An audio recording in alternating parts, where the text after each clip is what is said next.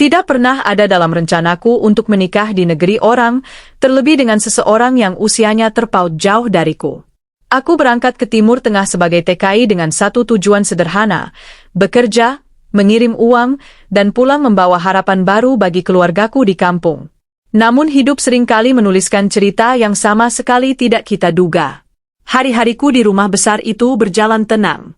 Aku bekerja sebagai sopir sekaligus pengurus keperluan rumah tangga ringan. Majikanku adalah seorang perempuan Arab berusia sekitar 50 tahun. Ia seorang janda, hidup berkecukupan, dan dikenal tertutup.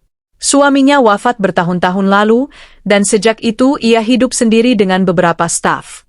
Ia bukan tipe majikan yang keras. Justru sebaliknya, sikapnya tenang dan penuh wibawa. Ia jarang berbicara panjang, namun setiap ucapannya jelas dan terukur. Aku menghormatinya sebagaimana mestinya, menjaga jarak, dan tidak pernah berani melampaui batas sebagai pekerja. Namun ada satu hal yang sejak awal terasa berbeda.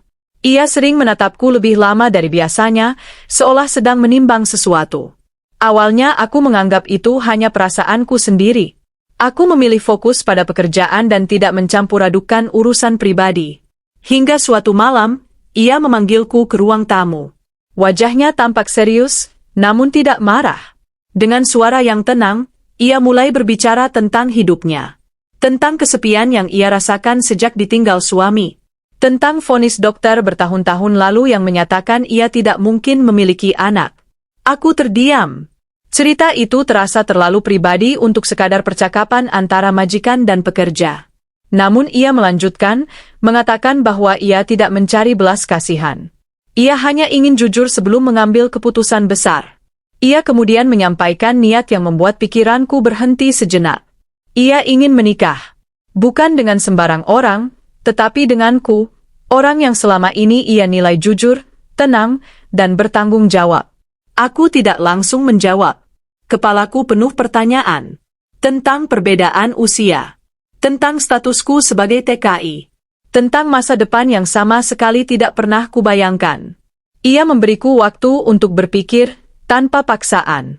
Beberapa hari berikutnya menjadi hari-hari paling berat dalam hidupku. Di satu sisi, keluargaku di Indonesia hidup dalam kesulitan. Di sisi lain, keputusan ini bukan perkara ringan.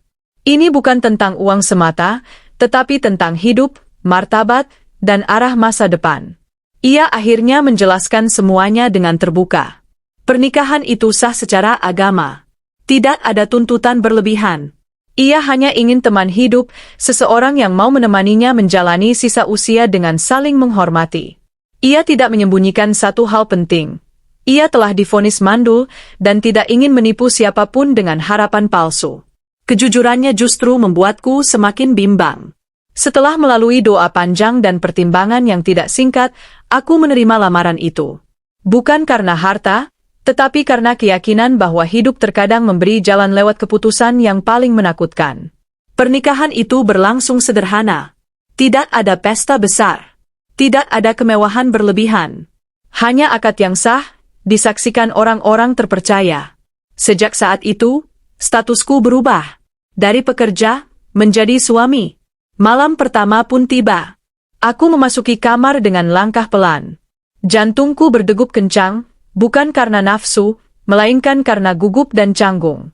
Inilah momen yang selama ini hanya ada dalam pikiranku, dan kenyataannya jauh berbeda dari bayangan. Ia menatapku dengan tenang, lalu mengucapkan sesuatu yang membuatku terdiam dan tidak mampu berkata apa-apa. Dan saat itulah aku menyadari, pernikahan ini tidak akan berjalan seperti yang dibayangkan banyak orang. Malam pertama itu bukan tentang tubuh, tetapi tentang sebuah pengakuan yang mengubah caraku memandang hidup. Malam itu berjalan lebih sunyi dari yang kubayangkan. Kamar luas dengan pencahayaan lembut justru terasa sempit oleh beban pikiranku sendiri. Statusku telah berubah, namun jiwaku masih berusaha mengejar kenyataan. Aku bukan lagi seorang pekerja yang bisa menjaga jarak. Aku telah menjadi suami, dengan tanggung jawab yang sama sekali baru. Ia duduk tenang di tepi ranjang. Tidak ada sikap menuntut, tidak ada gestur yang membuatku tertekan. Justru ketenangan itulah yang membuatku semakin gugup. Dalam diam, Ia kemudian menyampaikan hal yang sejak awal ingin ia jelaskan, namun memilih menunggu hingga malam itu tiba. Ia mengungkapkan bahwa pernikahan ini bukanlah upaya untuk menutupi kekosongan semata. Vonis kemandulan yang ia terima bertahun-tahun lalu telah membuatnya berdamai dengan kenyataan bahwa ia tidak akan pernah memiliki anak kandung. Ia tidak ingin pernikahan ini dibangun di atas harapan yang keliru. Pengakuan itu menghantam pikiranku dengan keras. Bukan karena aku menginginkan keturunan seketika, melainkan karena kejujuran itu menempatkanku pada posisi yang sangat menentukan. Aku sadar, sejak awal ia tidak pernah menipuku. Ia justru memberiku pilihan penuh, tanpa tekanan. Malam pertama itu pun berlalu dengan cara yang tidak pernah kuceritakan kepada siapapun. Tidak ada euforia, tidak ada drama berlebihan. Yang ada hanyalah percakapan batin yang panjang, tentang arti menerima seseorang seutuhnya, dengan segala keterbatasannya. Hari-hari setelah pernikahan menjadi fase penyesuaian yang tidak mudah. Lingkungan rumah berubah. Para staf mulai memandangku dengan tatapan berbeda. Ada yang menghormati, ada pula yang menyimpan curiga. Aku merasakannya dalam sikap-sikap kecil, cara mereka diam, cara mereka menghindari tatapan mata. Ia sendiri bersikap sangat tegas. Ia tidak membiarkan siapapun meremehkanku. Di hadapan orang-orang rumah, ia menempatkanku sebagai suami, bukan mantan pekerja. Namun justru sikap itu memicu bisik-bisik yang semakin kencang. Ujian terberat datang dari keluarga besarnya. Beberapa kerabat menilai pernikahan ini sebagai aib. Mereka tidak terima seorang janda terpandang menikahi pria asing yang jauh lebih muda dan berasal dari kalangan sederhana. Aku menyadari sepenuhnya posisi rapuhku di tengah konflik itu. Ada hari-hari di mana aku merasa tidak pantas. Ada malam-malam di mana aku bertanya pada diri sendiri, apakah keputusanku benar? Namun setiap kali keraguan itu datang, ia selalu menunjukkan satu hal yang membuatku bertahan, kepercayaan penuh. Ia memberiku tanggung jawab mengurus sebagian besar urusan rumah. Ia menyerahkan kunci, dokumen, bahkan keputusan-keputusan penting kepadaku. Bukan sebagai ujian, melainkan sebagai bentuk keyakinan bahwa aku adalah pasangan hidupnya. Namun tekanan dari luar tidak berhenti. Sebuah peristiwa membuat situasi memanas. Salah satu kerabatnya datang tanpa pemberitahuan dan secara terang-terangan mempertanyakan keberadaanku. Tatapan merendahkan dan sikap agresif itu hampir memicu keributan besar. Saat itulah aku melihat sisi lain dari istriku.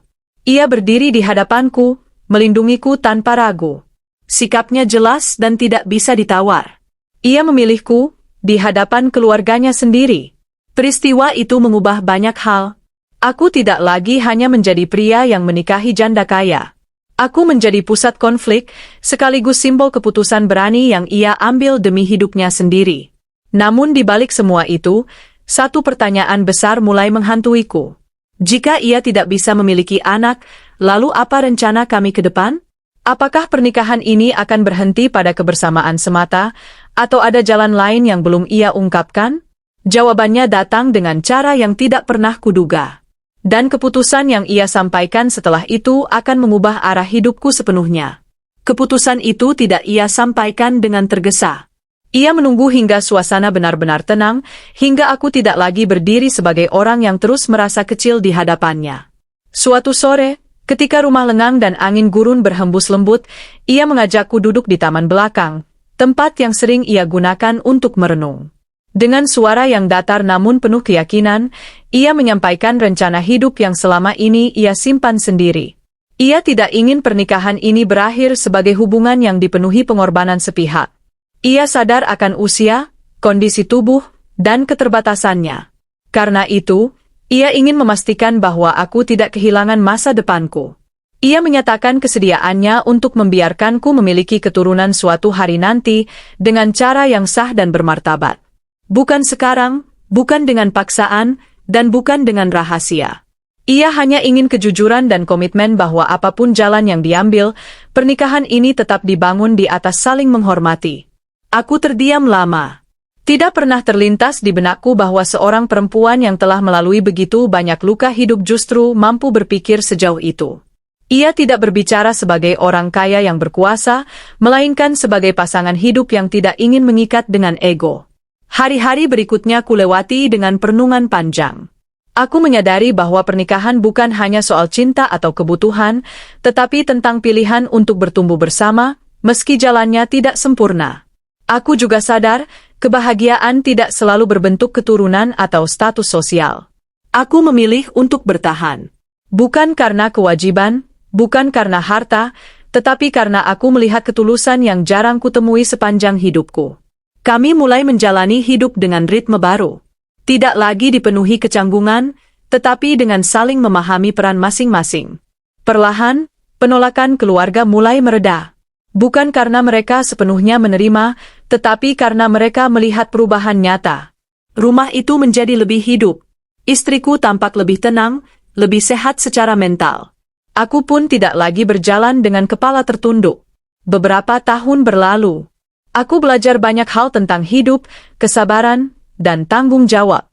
Aku belajar bahwa menjadi suami bukan tentang usia atau latar belakang, tetapi tentang kesanggupan berdiri di saat pasanganmu paling rapuh.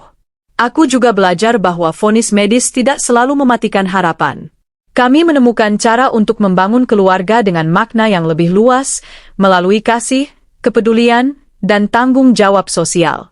Rumah itu akhirnya dipenuhi oleh tawa orang-orang yang kami bantu, kami didik, dan kami anggap sebagai bagian dari keluarga. Kini, ketika aku menoleh ke belakang, aku tidak lagi melihat pernikahan ini sebagai keputusan aneh atau pengorbanan sepihak. Aku melihatnya sebagai titik balik hidup. Sebuah pilihan berani yang membawaku keluar dari ketakutan, menuju kedewasaan yang sesungguhnya. Malam pertama yang dulu membuatku terdiam, kini kupahami sebagai awal dari pelajaran hidup yang paling berharga. Bahwa cinta sejati tidak selalu datang dalam bentuk yang kita impikan, tetapi sering hadir dalam bentuk yang paling kita butuhkan. Setiap orang memiliki jalan hidup yang berbeda. Tidak semua keputusan mudah dipahami orang lain.